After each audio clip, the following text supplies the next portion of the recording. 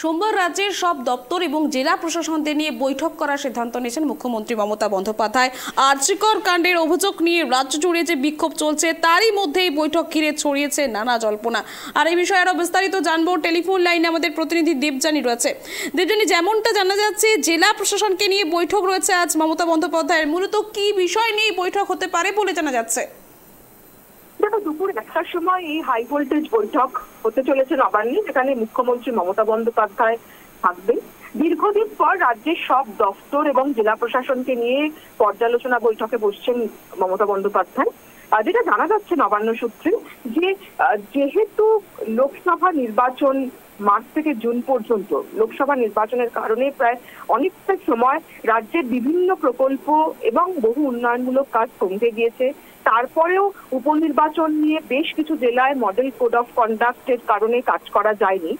ফলে এই সময়টায় একটা এবং তারপরে প্রাকৃতিক বিপর্যয় হয়েছে বেশ কিছু জায়গায়। ফলে রাজ্যের যে উন্নয়নের কাজ সেটা তার গতি অনেকটাই স্লট হয়ে গিয়েছে।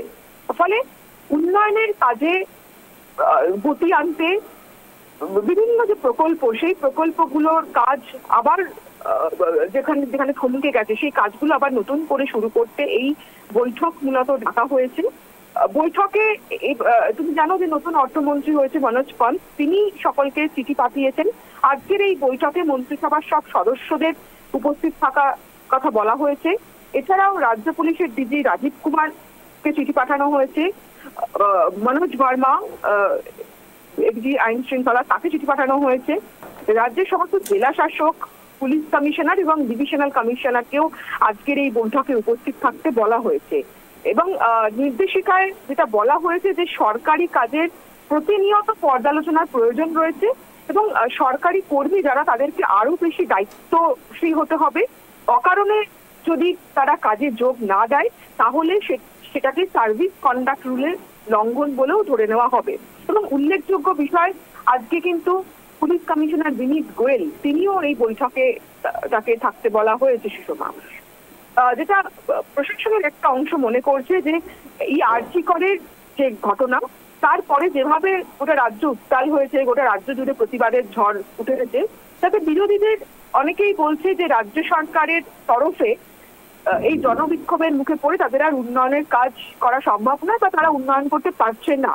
তো বিরোধীদেরও এই আজকের বৈঠকের মধ্যে দিয়ে প্রশাসন একটা বার্তা দিতে চায় যে তাদের যে প্রচার কৌশল সেটাকে ভেস্তে দিতেই এই পর্যালোচনা বৈঠক ডাকা হয়েছে, যেখানে মূলত উন্নয়ন নিয়ে কথা বলা হবে। তবে আরজিকর ইস্যু এই বৈঠকে ওঠে কিনা, যেহেতু বললাম তোমাকে যে পুলিশের উচ্চপদস্থ কর্তারা আজকে এই বৈঠকে উপস্থিত থাকবেন, সেখানে পুলিশ কমিশনার বিনীত গোয়েল তিনি উপস্থিত থাকবেন, যে বিনীত গোয়েলকে তার পদ থেকে সরানোর জন্য চাপ সৃষ্টি করছেন আরজিকরের আন্দোলনকারী চিকিৎসকরা প্রশাসনের ওপর।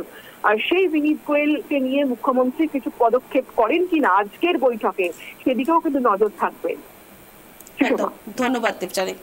যেমনটা আপনাদের জানাচ্ছিলাম, সোমবার নবান্নে পর্যালোচনা বৈঠকে বসছেন মুখ্যমন্ত্রী। রাজ্যের সব দপ্তর ও জেলা প্রশাসনকে নিয়ে হবে বৈঠক।